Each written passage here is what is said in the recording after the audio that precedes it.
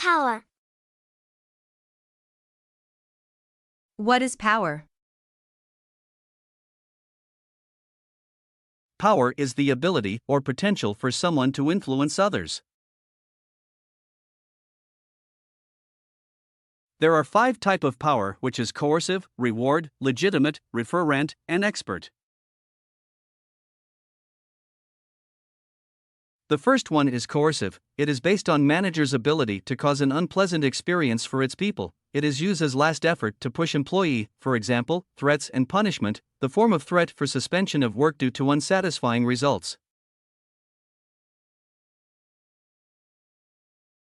Next one is reward. It is based on manager's ability to control reward that employees want.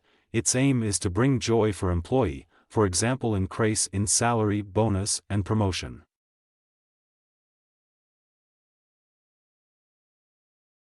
Next one is legitimate. It is based on position and mutual agreement. It shows that a person belief got power and expect others to follow, for example, managers in company.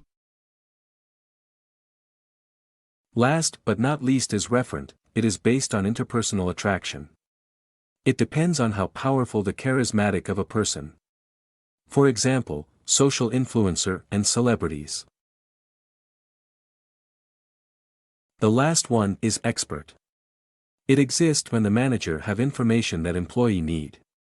From that, employees will follow, trust and respect managers with his knowledge and skills. In this session, we will discuss about authority. Authority is the right of manager to issue orders and instructions, supervise the work of subordinates, accepting obedience from the team, and make certain decisions. Authority legitimizes the exercise of power within the structure and rules of the organization. A manager needs authority. It makes his position real and gives him the power to order his subordinates and get them to comply.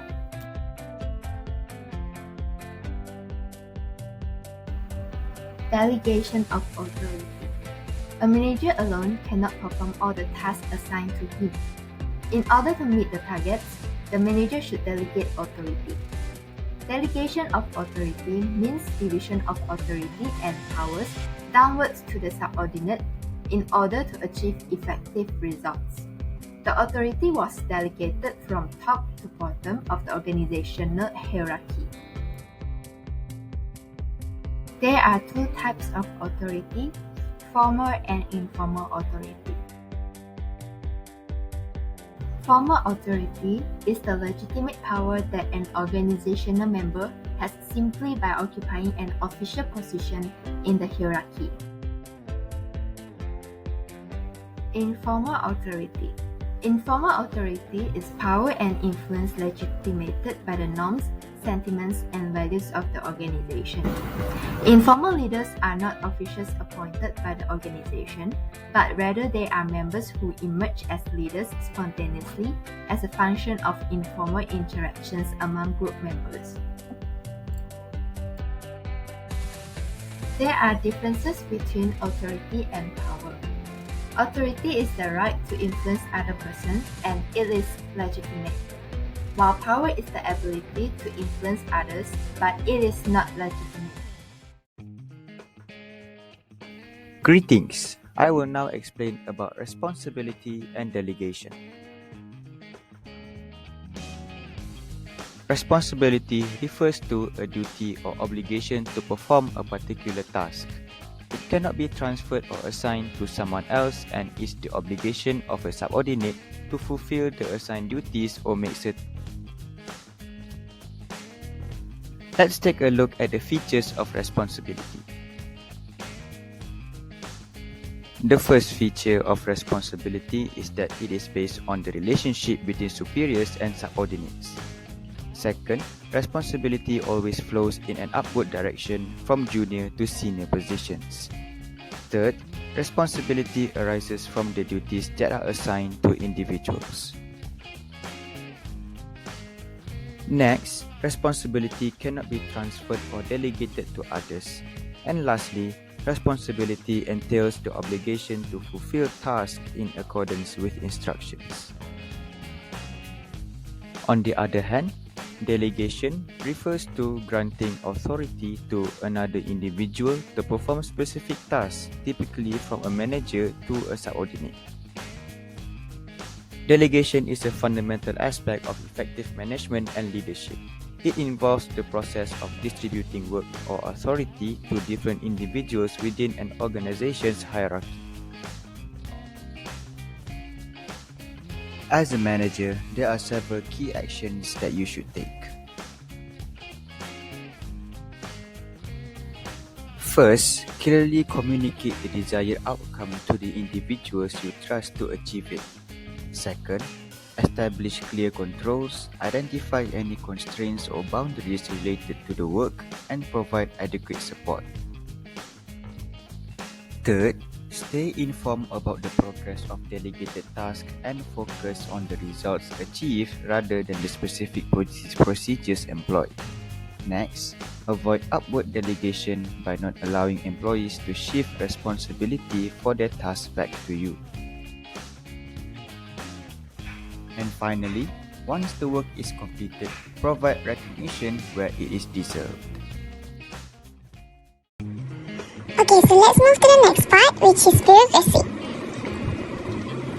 Bureaucracy refers as a form of structure to an organization in which people can be held accountable for their actions because they are required to act in accordance with rules and standard operating procedures. So the positive consequences of bureaucracy is give clarity to employees through job specifications and policies, while the negative consequences is stifles employees' creativity and put constraints to employees due to rigid rules and procedures. So let's go through the characteristics of bureaucracy. So the first one is task specialization, or we call as division of labor. Employees and departments have clear defined rules for them to work for. If not, it may cause rule conflict and role ambiguity. The next one is hierarchical management structure. Management should be organized into layers so that people can recognize the change of command. So the next one is formal selection rules. Employees should be chosen based on their technical skills and competencies. The next one is efficient and uniform requirement. The rules are clearly defined and strictly enforced to keep the company running smoothly.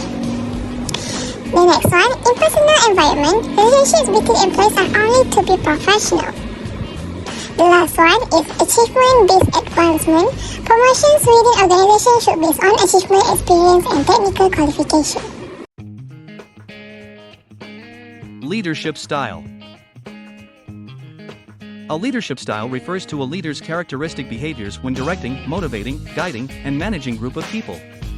Great leaders can inspire political movements and social change. They can also motivate others to perform, create, and innovate. Based on Lewin's 1939 leadership style, there are three major leadership decision-making style: 1. Authoritarian style, 2. Democratic style, 3. Laissez-faire style. Authoritarian style.